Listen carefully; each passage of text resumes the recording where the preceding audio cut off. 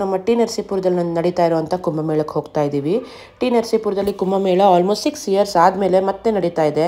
ಮುಂಚೆ ಕೊರೋನಾ ಇದ್ದಿದ್ದರಿಂದ ಕುಂಭಮೇಳನ ನಡ್ಸೋಕ್ಕಾಗಲಿಲ್ಲ, ಕ್ಯಾನ್ಸಲ್ ಮಾಡಿದ್ರು. ನಮ್ಮ ಮನೆಯಿಂದ ಟಿ ನರಸೀಪುರ ಒಂದು 43 ಕಿಲೋಮೀಟರ್ಸ್ ತೋರಿಸ್ತಿದೆ, 1.5 hour ಡ್ರೈವ್ ತೋರಿಸ್ತಿದೆ. ಅಂದರೆ 3 ನದಿಗಳು ಯಾವ ಜಾಗದಲ್ಲಿ ಯಾವ ಸ್ಥಳದಲ್ಲಿ ಸೇರುತ್ತೋ ಅದನ್ನು ಪವಿತ್ರವಾದ ಜಾಗ ಅಂತ ಹೇಳ್ತಾರೆ. ಹೇಗೆ ಅಲ್ಲಿ ತೀರ್ಥಸ್ಥಾನ ಉದ್ಭವ ಆಯಿತು ಅಥವಾ ಹೇಗೆ ಗುಂಜಾಲಕ್ಷ್ಮೀ ನರಸಿಂಹಸ್ವಾಮಿ ದೇವಸ್ಥಾನ ಉದ್ಭವ ಆಯಿತು ಅಲ್ಲಿ ಅನ್ನೋದನ್ನ ನಿಮಗೆ ಹೇಳ್ತಾ ಹೋಗ್ತೀನಿ. ಸರಿ ಮಮ್ಮಿ ನೋಡು, ತುಂಬ ಚೆನ್ನಾಗಿ ಮಾಡಿದ್ರು, ಇಲ್ಲ ಅಂತ ಹೇಳ್ತಿಲ್ಲ. ಬಟ್ ಆದರೆ ಟಾಯ್ಲೆಟ್ ವ್ಯವಸ್ಥೆಗಳು ಯಾವುದೇ ಇರಲಿಲ್ಲ. ಕಂಡೀಷನ್ಸ್ ಇರೋರಿಗೆ ನಂದಿ ಹತ್ರ ಕರ್ಕೊಂಡು ಹೋಗ್ತೀವಿ ಅಂತ ಹೇಳಿ ತೆಪ್ಪದಲ್ಲಿ ಕರ್ಕೊಂಡು ಹೋಗ್ತಿದ್ರು.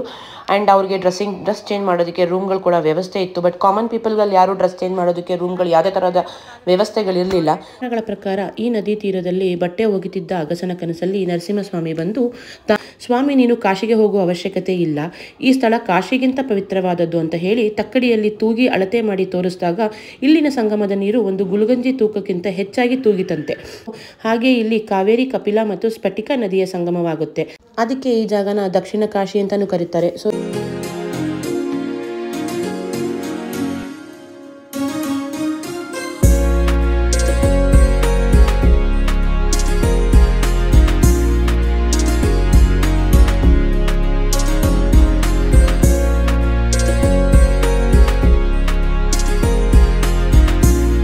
Hi guys, welcome back to a new vlog. So ಇವತ್ತು ನಾವು ನಮ್ಮ ಟಿ ನರಸೀಪುರದಲ್ಲಿ ನಡೀತಾ ಇರುವಂಥ ಕುಂಭಮೇಳಕ್ಕೆ ಹೋಗ್ತಾ ಇದ್ದೀವಿ. ಟಿ ನರಸೀಪುರದಲ್ಲಿ ಕುಂಭಮೇಳ ಆಲ್ಮೋಸ್ಟ್ 6 ಇಯರ್ಸ್ ಆದಮೇಲೆ ಮತ್ತೆ ನಡೀತಾ ಇದೆ. ಏನಕ್ಕೆ ಈ 3 ವರ್ಷಕ್ಕೊಂದ್ಸಲಿ ಆ್ಯಕ್ಚುಲಿ ಕುಂಭಮೇಳ ನಡೀಬೇಕಾಗಿತ್ತು. ಬಟ್ ಏನಕ್ಕೆ 6 ವರ್ಷ ಆದಮೇಲೆ ನಡೀತಾ ಇದೆ ಅಂತ ಕೇಳಿದ್ರೆ, ಲಾಸ್ಟ್ 3 ಇಯರ್ಸಿಗೆ ಮುಂಚೆ ಕೊರೋನಾ ಇದ್ದಿದ್ದರಿಂದ ಕುಂಭಮೇಳನ ನಡ್ಸೋಕ್ಕಾಗಲಿಲ್ಲ, ಕ್ಯಾನ್ಸಲ್ ಮಾಡಿದ್ರು. ಸೊ ಅದಕ್ಕೆ ಈಗ 6 ಇಯರ್ಸ್ ಆದಮೇಲೆ ಕುಂಭಮೇಳನ ನಡೆಸ್ತಾ ಇದ್ದಾರೆ. ಆ ಕುಂಭಮೇಳ ಬಂದು ಫೆಬ್ರವರಿ 10, 11 ಮತ್ತು 12ನೇ ತಾರೀಕು ನಡೀತಾ ಇದೆ. ಯಾರ್ಯಾರು ಪವಿತ್ರ ಸ್ನಾನ ಮಾಡಬೇಕು ಅಥವಾ ತೀರ್ಥ ಸ್ನಾನ ಮಾಡಬೇಕು ಅಂತ ಅಂದ್ಕೊಂಡಿದ್ರು ಎಲ್ಲ ನಮ್ಮ ಟಿ ನರಸೀಪುರಕ್ಕೆ ಬರ್ಬೋದು. ಸೊ ನಾವು ಈಗ 5 ಗಂಟೆಗೆ ಎದ್ದು ನಾವು ಟಿ ನರಸೀಪುರಕ್ಕೆ ಹೊರಟಿದ್ದೀವಿ. ಆಲ್ಮೋಸ್ಟ್ ಅಲ್ಲಿ ರೀಚ್ ಆಗೋ ಅಷ್ಟರಲ್ಲಿ ಬಂದು ನಮ್ಮ ಮನೆಯಿಂದ ಟಿ ನರಸೀಪುರ ಒಂದು 43 ಕಿಲೋಮೀಟರ್ಸ್ ತೋರಿಸ್ತಿದೆ, 1.5 hour ಡ್ರೈವ್ ತೋರಿಸ್ತಿದೆ. ಇವತ್ತು ಜನ ಕಡಿಮೆ ಇರ್ತಾರೆ ಅಂತ ಗೆಸ್ ಮಾಡಿದ್ದೀವಿ, ಬಟ್ ಡೋಂಟ್ ನೋ ಎಷ್ಟು ಜನ ಇರ್ತಾರೆ ಅಂತ ಹೇಳಿ, ಬಿಕಾಸ್ ನಮಗೆ ಯಾವುದೇ ಥರದ ಲೈವ್ ಅಪ್ಡೇಟ್ ಸಿಗ್ತಿರ್ಲಿಲ್ಲ. ಹೋಗ್ತಾ ಬಂದು ಒಂದು ಬ್ಯೂಟಿಫುಲ್ ಸನ್ಸೆಟ್ ಸಿಕ್ತು, ಅದರದ್ದು ಕೂಡ ಒಂದು ಗ್ಲಿಮ್ಸ್ ಆ್ಯಡ್ ಮಾಡಿದ್ದೀನಿ. ಸೊ ಪ್ರಯಾಗ್ರಾಜಲ್ಲಿ ಹೇಗೆ ಕುಂಭಮೇಳ ನಡೆಯುತ್ತೋ ಹಾಗೆ ನಮ್ಮ ಟಿ ನರಸೀಪುರದಲ್ಲೂ ಕೂಡ ಕುಂಭಮೇಳ ನಡೆಯುತ್ತೆ. ಅಂದರೆ 3 ನದಿಗಳು ಯಾವ ಜಾಗದಲ್ಲಿ ಯಾವ ಸ್ಥಳದಲ್ಲಿ ಸೇರುತ್ತೋ ಅದನ್ನು ಪವಿತ್ರವಾದ ಜಾಗ ಅಂತ ಹೇಳ್ತಾರೆ. ಪ್ರಯಾಗ್ರಾಜಲ್ಲಿ ಹೇಗೆ ಬಂದು ಗಂಗಾ, ಯಮುನಾ ಮತ್ತು ಸರಸ್ವತಿ ನದಿ ಸೇರುತ್ತೋ ಹಾಗೆ ನಮ್ಮ ಟಿ ನರಸೀಪುರದಲ್ಲಿ ಕಾವೇರಿ, ಕಪಿಲಾ ಮತ್ತು ಸ್ಫಟಿಕ ನದಿ ಸೇರುತ್ತೆ. ಹೇಗೆ ಅಲ್ಲಿ ತೀರ್ಥಸ್ಥಾನ ಉದ್ಭವ ಆಯಿತು ಅಥವಾ ಹೇಗೆ ಗುಂಜಾಲಕ್ಷ್ಮೀ ನರಸಿಂಹಸ್ವಾಮಿ ದೇವಸ್ಥಾನ ಉದ್ಭವ ಆಯಿತು ಅಲ್ಲಿ ಅನ್ನೋದನ್ನು ನಿಮಗೆ ಹೇಳ್ತಾ ಹೋಗ್ತೀನಿ. ಈಗ ನಾವು ಕುಂಭಮೇಳದ ಕಡೆ ಹೋಗೋಣ. ಅಲ್ಲಿ ಹೇಗೆ ಅರೇಂಜ್ಮೆಂಟ್ಸ್ ಮಾಡಿದ್ದಾರೆ ಅಥವಾ ಹೇಗೆ ಅನ್ನೋದನ್ನ ನಿಮಗೆ ತೋರಿಸ್ತಾ ಹೋಗ್ತೀನಿ.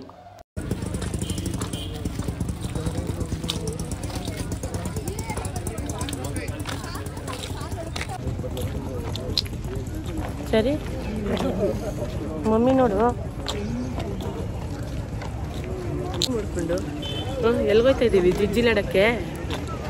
ಹಾಂ, ಚಳಿ ಜಿಜ್ಜಿ. ಸೊ ನಾವು ಬಂದು ರೀಚ್ ಆಗೋ ಅಷ್ಟರಲ್ಲಿ 7 o'clock ಆಗಿತ್ತು.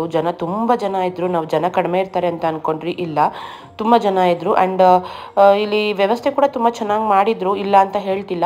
ಬಟ್ ಆದರೆ ಟಾಯ್ಲೆಟ್ ವ್ಯವಸ್ಥೆಗಳು ಯಾವುದೇ ಇರಲಿಲ್ಲ. ಸೊ ಹೆಂಗಸರು, ಮಕ್ಕಳು ಯಾರಾದರೂ ಬರೋರು ದಯವಿಟ್ಟು ಬೆಳಗ್ಗೆ ಅಷ್ಟೊತ್ತಿಗೆ ಎದ್ದು ಬರೋರು ನೋಡ್ಕೊಂಡು ಬನ್ನಿ, ಬಿಕಾಸ್ ಇಲ್ಲಿ ಟಾಯ್ಲೆಟ್ ವ್ಯವಸ್ಥೆಗಳು ಅಷ್ಟು ಸರಿಗಿಲ್ಲ. ಆ್ಯಂಡ್ ಇಲ್ಲಿ ಡ್ರೆಸ್ಸಿಂಗ್ ಚೇಂಜ್ ಮಾಡೋ ವ್ಯವಸ್ಥೆಗಳು ಕೂಡ ಅಷ್ಟು ಚೆನ್ನಾಗಿಲ್ಲ. ಬಿಕಾಸ್ ನಾನು ನಿಮ್ಗೆ ಏನಕ್ಕೆ ಈಗಲೇ ಹೇಳ್ತಿದ್ದೀನಿ ಅಂತ ಕೇಳಿದ್ರೆ, ನಾವು ಅಲ್ಲಿ ಎಕ್ಸ್ಪೀರಿಯೆನ್ಸ್ ಮಾಡಿಂದ ನಾನು ವಾಯ್ಸ್ ಓವರ್ ಕೊಡಬೇಕಾದ್ರೆ ನಿಮಗೆ ಹೇಳ್ತಾ ಹೋಗ್ತಾ ಇದ್ದೀನಿ ಅಷ್ಟೇನೆ. ಸೊ ಡ್ರೆಸ್ ಚೇಂಜ್ ಮಾಡೋದಕ್ಕೆ ಅಷ್ಟು ಕರೆಕ್ಟಾಗಿ ವ್ಯವಸ್ಥೆಗಳಿಲ್ಲ. ನಾನಂತೂ ಸ್ನಾನ ಮಾಡಿ ಅದೇ ಬಟ್ಟೆಯಲ್ಲಿ ಹಾಗೆ ಬಂದು ನಾನು ಮುಂದೆ ಎಲ್ಲೋ ಹೋಗ್ತಾ ಕಾರಲ್ಲಿ ಡ್ರೆಸ್ ಚೇಂಜ್ ಮಾಡಿಕೊಂಡೆ. ತುಂಬ ಚಳಿ ಇತ್ತು, ಬಟ್ ಆಲ್ಮೋಸ್ಟ್ ನಾನು ತುಂಬ ಕಂಟ್ರೋಲ್ ಕಂಟ್ರೋಲ್ ಮಾಡಿದ್ದೀನಿ. ಗಂಡಸರು ಹೇಗಾದರೂ ಡ್ರೆಸ್ ಚೇಂಜ್ ಮಾಡ್ಕೋಬೋದು, ಬಟ್ ಹೆಂಗಸರಿಗೆ ತುಂಬ ಕಷ್ಟ ಆಗ್ತಾ ಇತ್ತು. ಅಲ್ಲಿ ರೆಕಮೆಂಡೇಶನ್ಸ್ ಇರೋರಿಗೆ ನಂದಿ ಹತ್ರ ಕರ್ಕೊಂಡು ಹೋಗ್ತೀವಿ ಅಂತ ಹೇಳಿ ತೆಪ್ಪದಲ್ಲಿ ಕರ್ಕೊಂಡು ಹೋಗ್ತಿದ್ರು. ಆ್ಯಂಡ್ ಅವ್ರಿಗೆ ಡ್ರೆಸ್ ಚೇಂಜ್ ಮಾಡೋದಕ್ಕೆ ರೂಮ್ಗಳು ಕೂಡ ವ್ಯವಸ್ಥೆ ಇತ್ತು. ಬಟ್ ಕಾಮನ್ ಪೀಪಲ್ಗಳಲ್ಲಿ ಯಾರು ಡ್ರೆಸ್ ಚೇಂಜ್ ಮಾಡೋದಕ್ಕೆ ರೂಮ್ಗಳು ಯಾವುದೇ ಥರದ ವ್ಯವಸ್ಥೆಗಳಿರಲಿಲ್ಲ. ಸೊ ಬರೋರು ಹೆಣ್ಮಕ್ಳು ಆ್ಯಂಡ್ ಹೆಣ್ಮಕ್ಳೆಲ್ಲ ಅಲ್ಲೇ ನದಿ ಹತ್ರನೇ ಡ್ರೆಸ್ ಚೇಂಜ್ ಮಾಡ್ತಾಯಿದ್ರು. It was a kind of awkward moment.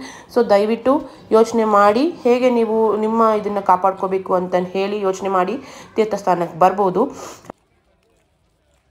So ಈಗ ನಾನು ನಿಮಗೆ ಈ ಜಾಗವನ್ನು ದಕ್ಷಿಣ ಕಾಶಿ ಅಂತ ಏನಕ್ಕೆ ಕರೀತಾರೆ, ಇಲ್ಲಿ ಕುಂಭಮೇಳ ಏನಕ್ಕೆ ನಡೆಯುತ್ತೆ ಅನ್ನೋದನ್ನು ನಿಮಗೆ ತಿಳಿಸ್ತಾ ಹೋಗ್ತೀನಿ. ಪುರಾಣಗಳ ಪ್ರಕಾರ ಈ ನದಿ ತೀರದಲ್ಲಿ ಬಟ್ಟೆ ಒಗಿತಿದ್ದ ಅಗಸನ ಕನಸಲ್ಲಿ ನರಸಿಂಹಸ್ವಾಮಿ ಬಂದು ತಾನು ಒಂದು ಹುತ್ತದಲ್ಲಿ ಕಲ್ಲಿನ ರೂಪದಲ್ಲಿದ್ದೀನಿ, ನನಗಾಗಿ ಒಂದು ದೇವಸ್ಥಾನ ಕಟ್ಟುವಂತ ಪ್ರೇರೇಪಿಸ್ತಾರಂತೆ.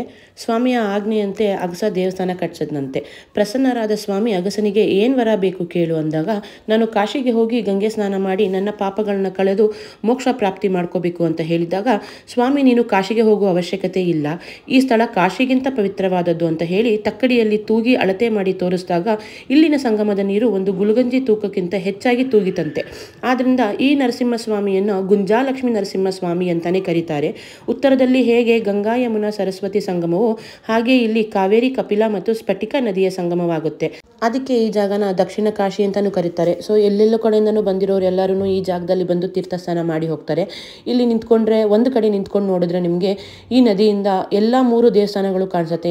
ಯಾವ ದೇವಸ್ಥಾನಗಳು ಅಂತ ಕೇಳಿದ್ರೆ ಭಿಕ್ಷೇಶ್ವರ ದೇವಸ್ಥಾನ, ಅಗಸ್ತೇಶ್ವರ ದೇವಸ್ಥಾನ ಮತ್ತು ಗುಂಜಾಲಕ್ಷ್ಮಿ ನರಸಿಂಹಸ್ವಾಮಿ ದೇವಸ್ಥಾನ, 3 ದೇವಸ್ಥಾನಗಳು ಕಾಣುತ್ತೆ ನಿಮಗೆ. ನಾವು ಲಾಸ್ಟ್ 6 years ಬ್ಯಾಕು ನಿಮಗೆ ಕುಂಭಮೇಳ ನಡೆದಾಗ ಇಲ್ಲಿ ತುಂಬ ಚೆನ್ನಾಗಿ ಎಲ್ಲ ದೇವಸ್ಥಾನಗಳಿಗೂ ಬ್ರಿಡ್ಜ್ಗಳನ್ನ ಅಳವಡಿಸಿ ತುಂಬ ಗ್ರ್ಯಾಂಡಾಗಿ ಮಾಡಿದ್ರು. ಬಟ್ ಕೊರೋನಾ ಇದ್ದಿದ್ದ ಕಾರಣದಿಂದ ಅದು ಕ್ಯಾನ್ಸಲ್ ಆಗೋಯ್ತು.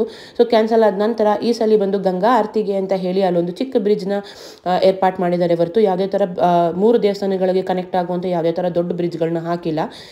ಹಾಗೆ ಉತ್ತರದಲ್ಲಿ ಹೇಗೆ ಸರಸ್ವತಿ ನದಿ ಬಂದು ಕಾಣಿಸೋದಿಲ್ವೋ, ಗುಪ್ತಗಾಮಿನಿಯಾಗಿ ಹರಿತಾರೋ, ಹಾಗೆ ಇಲ್ಲಿ ಸ್ಫಟಿಕಾ ನದಿ ಕೂಡ ಕಾಣಿಸೋದಿಲ್ಲ. ಸೊ ಸ್ಫಟಿಕಾ ನದಿ ಕೂಡ ಗುಪ್ತಗಾಮಿನಿಯಾಗಿ ಹರಿಯೋದ್ರಿಂದ ಸೊ ಇದನ್ನು ತ್ರಿವೇಣಿ ಸಂಗಮ ಅಂತ ಕರೀತಾರೆ. ಆ್ಯಂಡ್ ಇಲ್ಲಿ ತೀರ್ಥಸ್ನಾನ ಮಾಡೋದ್ರಿಂದ ನಮ್ಮ ಎಲ್ಲ ಪಾಪಕರ್ಮಗಳು ಮತ್ತು ಮೋಕ್ಷಗಳನ್ನ ಪಡಿತಾರೆ ಅಂತ ಆಗಿನ ಕಾಲದಿಂದನೂ ಎಲ್ಲರೂ ನಂಬ್ತಾ ಬಂದಿದ್ದಾರೆ.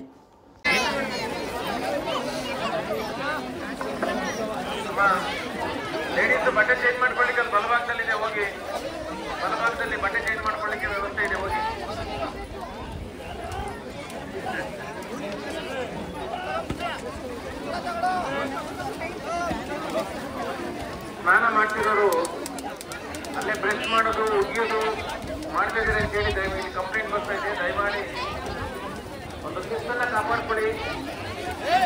ಯಾತ್ರಾರ್ಥಿಗಳಿಗೆ ಬಂದಿದ್ದೀರಾ, ನೀರಿನಲ್ಲಿ ಉಗಿಯೋದು, ಅಲ್ಲೇ ಬ್ರಷ್ ಮಾಡೋದು ಅವೆಲ್ಲ ದಯಮಾಡಿ.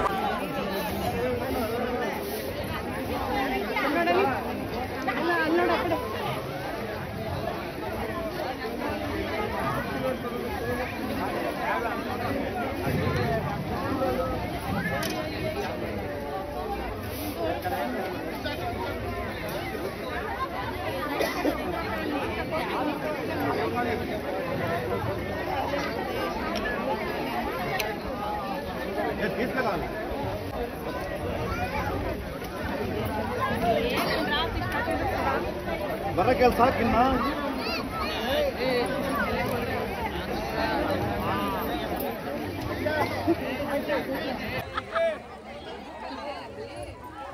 ನಾನು ಹೋಗ್ಲಿಲ್ವಾ ದೊಡ್ಡಮ್ಮ ಒಬ್ಳೆ?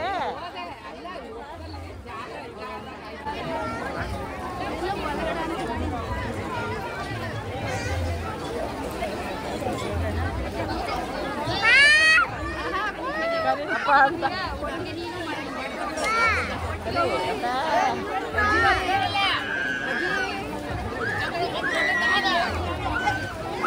ಅಪ್ಪ ಅಜ್ಜಿ. ಸೊ ನಮ್ಮ ಜೊತೆ ಚರಿ ಇದ್ರಿಂದ ನಾನು ಒಬ್ಬಳೇ ಹೋಗಿ ಸ್ನಾನ ಮಾಡ್ಕೊಂಡು ಬಂದೆ. ಅದಾದಮೇಲೆ ಸುಪ್ರೀತ್ ಅವ್ರ ಅಮ್ಮನ್ನ ಕರ್ಕೊಂಡು ಹೋಗಿದ್ರು.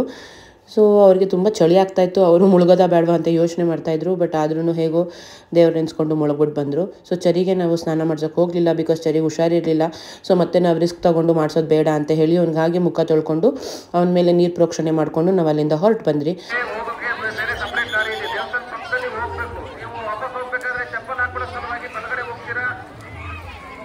ಸಾರ್ವಜನಿಕರಿಗೆ ತೊಂದರೆ ಆಗುತ್ತೆ.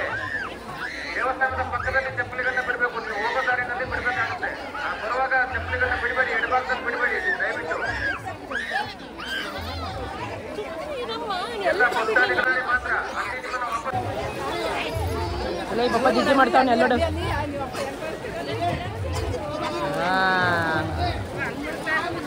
ಲೇಡೀಸ್ ಎಲ್ಲ ಆ ಕಡೆ ಬಲಭಾಗದಲ್ಲಿ ನಮ್ಮ ನಿಮಗೆ ಸ್ನಾನಕ್ಕೆ ಮತ್ತೆ ಬಟ್ಟೆ ಬದಲಾಯಿಸಲಿಕ್ಕೆ ವ್ಯವಸ್ಥೆ ಇದೆ. ಬಲಭಾಗದಲ್ಲಿ ದೇವಸ್ಥಾನದ ಬಲಭಾಗಕ್ಕೆ ಹೋಗಿ, ಲೇಡೀಸ್ ಎಲ್ಲ ಬಲಭಾಗದಲ್ಲಿ ಹೋಗಿ ಅಲ್ಲಿ ನಿಮಗೆ ಸ್ನಾನಕ್ಕೆ ಬಟ್ಟೆ ಬದಲಾಯಿಸಲಿಕ್ಕೆಲ್ಲ ವ್ಯವಸ್ಥೆ ಇದೆ.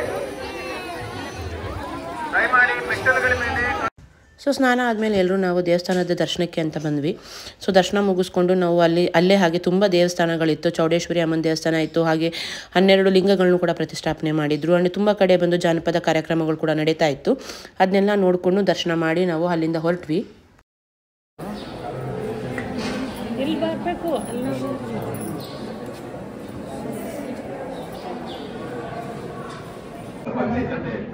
ನೋಡ್ಕೊಂಡು ಬರ್ಬೇಕು, ಅಲ್ಲಿ ಕ್ರೌಡ್ ಇದೆ.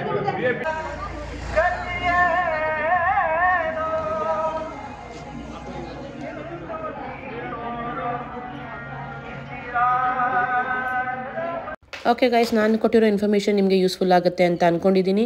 ಸೊ ನಮ್ಮ ಈ ವ್ಲಾಗ್ ನಿಮಗೆ ಇಷ್ಟ ಆಗಿತ್ತು ಅಂತ ಕೇಳಿದ್ರೆ ದಯವಿಟ್ಟು ಲೈಕ್, ಶೇರ್ ಆ್ಯಂಡ್ ಕಮೆಂಟ್ ಮಾಡಿ. ಹಾಗೆ ನಮ್ಮ ಚಾನಲ್ನ ಸಬ್ಸ್ಕ್ರೈಬ್ ಮಾಡೋದನ್ನ ಮರಿಬೇಡಿ. ಸೊ ಮತ್ತೆ ಮುಂದಿನ ವ್ಲಾಗ್ ಜೊತೆ ಸಿಗೋಣ. ಅಲ್ಲಿವರೆಗೂ ಎಲ್ಲರೂ ಟೇಕ್ ಕೇರ್, ಬಾಯ್.